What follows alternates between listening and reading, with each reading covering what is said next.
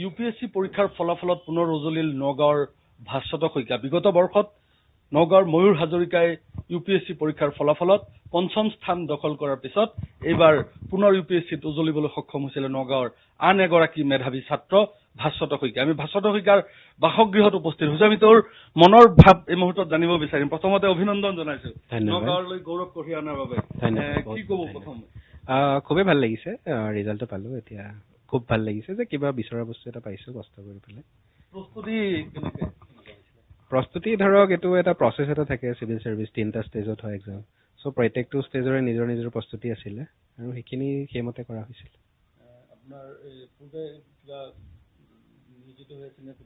মই last year actually ইউপিএসচিৰ through the Indian forest চাৰ্ভিচত পাইছিলো। তাৰপিছতে মই এবছৰ এক্সটেনশ্যন ললো আৰু তাৰপিছত এতিয়া ঘৰতে থাকি পেলাই প্ৰিপেয়াৰ কৰিছো। হয় হয়।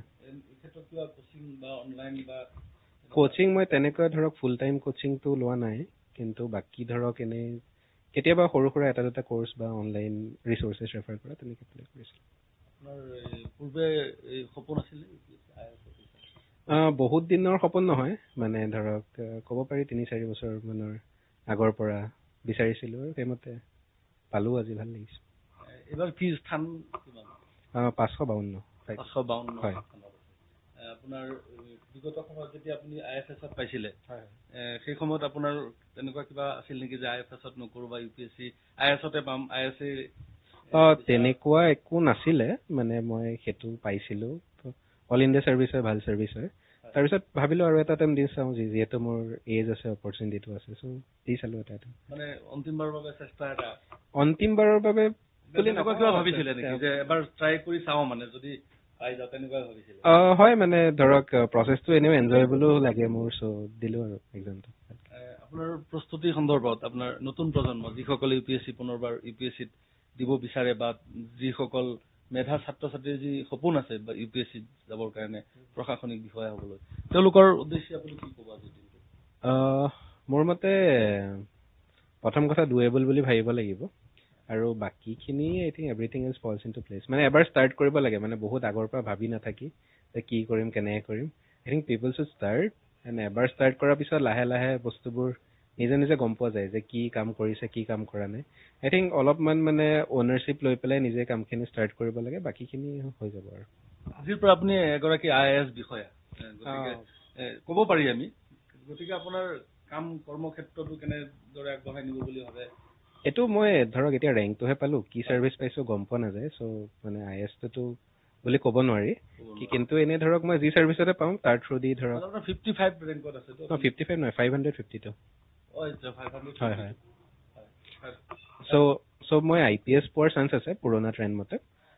মই যি চাৰ্ভিচতে পাওঁ তাৰ থ্ৰু দি পেলাই ধৰক দেশৰ কাৰণে বা মানুহৰ কাৰণে। আপোনাৰ সপোনটো এনেকুৱা আছিল নেকি যে আইএছ যদি নাপাওঁ IPS পালেও মানে আপুনি সুখী? যিহেতু IFSক লৈ আপুনি যথেষ্ট সুখী নাছিলে, পাইছিলে যদিও। তেনেকুৱা একো নাই মোৰ। একচুৱেলি ধৰক গোটেইকেইটাৰ নিজৰ নিজৰ পাৰ্কছ থাকে, গোটেইকেইটা চাৰ্ভিচৰে গোটেইকেইটাৰ ডমেইনটো বেলেগ বেলেগ হয়। চ' তেনেকুৱা একো নাই যে মোক এইটো নহয় এইটোৱে লাগে, বাট ইট ৱাজ মোৰ অফ এ মানে নিজৰ গ্ৰ'থৰ কাৰণে, মানে আৰু এতিয়া ধৰক ভালকে এটেম্প্ট এটা দি পেলাই চাওঁ, সেইটো তেনেকুৱা আছিলে। অসমৰ বাবে কিবা কৰাৰ সপোন আছে? হয়, মানে অসমৰ কাৰণেতো কিবা এটা কৰাৰ সদায় সপোন থাকেই। ধৰক এতিয়া ষ্টাৰ্টহে হৈছে, লাহে লাহে কিবা কৰিলে ধৰক আপোনালোকেও গম পাব, ময়ো গম পাওঁ কি কৰিব পাৰোঁ। আপুনি IASতে পায় বা IPSতে পায়, আপোনাৰ ফাৰ্ষ্ট চইচ মানে অসমতে কাম কৰাৰ? হয়, মোৰ প্ৰিফাৰেঞ্চততো অসম ফাৰ্ষ্টতে দিয়া আছে। যদি মই পাই যাওঁতো ভালে হয়, কিন্তু সেইটোতো ক'ব নোৱাৰি ধৰক ক'ত এল'কেট হয়, আৰু য'তে হয় মই তাতে কাম কৰিবৰ কাৰণে আগ্ৰহী। নিশ্চিতভাৱে আপোনাক অভিনন্দন জনাইছো। ভাস্বত শইকীয়াৰ মাতৃ আছে, আমি তেখেতৰ পৰাও জানিব বিচাৰিম। আজি পুত্ৰ যি ফলাফল ইউপিএসচিত স্থান লাভ কৰিছে, নগাঁৱলৈ গৌৰৱ কঢ়িয়াই আনিছে, গতিকে কি ক'ব? অনুভৱটো খুবেই ভাল লগা।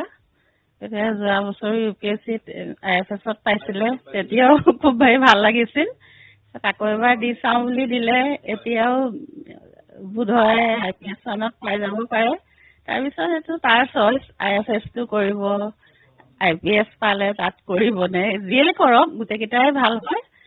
য'তেই কৰক দেশৰ কাৰণে বা আমাৰ ৰাজ্যখনৰ কাৰণে ভালকে কিবা এটা কৰিব পাৰিলে ভাল লাগিব।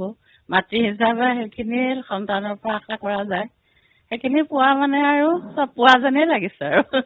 ভাস্বত শইকীয়াৰ সৰুৰ পৰাই সপোন আছিল নেকি এগৰাকী IAS বা IPS? সৰুৰে পৰা ঠিক নাছিলে চাগে, মানে এই অতি মানে কম সময়তহে ডিচিশ্যন ল'লে UPSC দিয়াটো।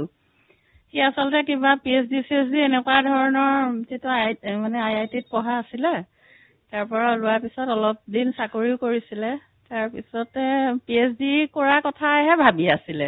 কিন্তু হয় IIT গুৱাহাটীৰ পৰা কৰিছিলে। হঠাতে মানে আকৌ UPSC দিবলৈ মন গ'ল ফাৰ্ষ্ট বাৰতে IFS পালে, আৰু এতিয়া ছেকেণ্ড বাৰত যিটো ৰেংক আহিছে এতিয়া কোনটোত পায় চিলেকশ্যন যেতিয়া পাব আৰু। নিশ্চিতভাৱে ভাস্বত শইকীয়াৰ পিতৃও আছে, আমি তেখেতৰ পৰাও জানিব বিচাৰিম। কি ক'ব আজি পুত্ৰৰ সাফল্য? আজি খুব ভাল লাগিছে। সি সৰুৰ পৰা আমাক বহুত সুখী কৰি ৰাখিছে। সি মেট্ৰিকত 2012 চনত সি ষ্টেণ্ড কৰিছিলে। তাৰপিছতে IIT চিট পাইছে, তাৰপিছত যোৱাবাৰ আকৌ IFSত পাইছে। মানে পৰ্যায়ক্ৰমে সি মানে ইটোৰ পৰা সিটো চাং হৈ আছে।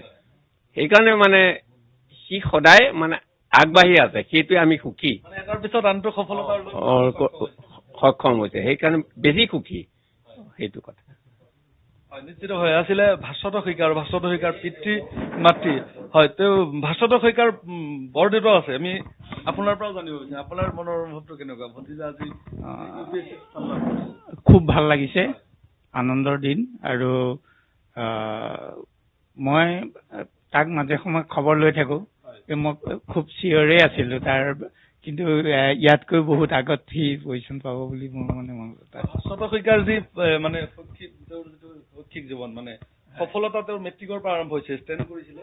হয়, ই কেতিয়াও বিফল হোৱা নাই, আৰু সি যে কিবা এটা হ'ব, মানে ছাকচেছফুল হ'ব, সৰুকালৰ পৰাই তাক মানে সেইটো বুজা গৈছিলে। কাৰণ মানে সি এই কুইজ কম্পিটিশ্যন বিলাক ঠায়ে ঠায়ে হৈ থাকে যে, এই তাত গ'লে সি মানে কেতিয়াও বিমুখ নহয়, সদায় পজিশ্যন লৈ মানে সফলতা অৰ্জন কৰি। হয়, সেইটো মানে আমাৰ আমাৰ কাৰণে মানে খুব আনন্দৰ কথা আৰু এইটো। নিশ্চিতভাৱে এয়া পৰিয়ালৰ লোক ভাস্বত শইকীয়া, আৰু 552 নম্বৰ স্থান লাভ কৰি UPSC স্থান দখল কৰিবলৈ সক্ষম হৈছে, আৰু সমগ্ৰ নগাঁৱলৈ গৌৰৱ কঢ়িয়াই আনিবলৈ সক্ষম হৈছে এগৰাকী ভাস্বত শইকীয়া।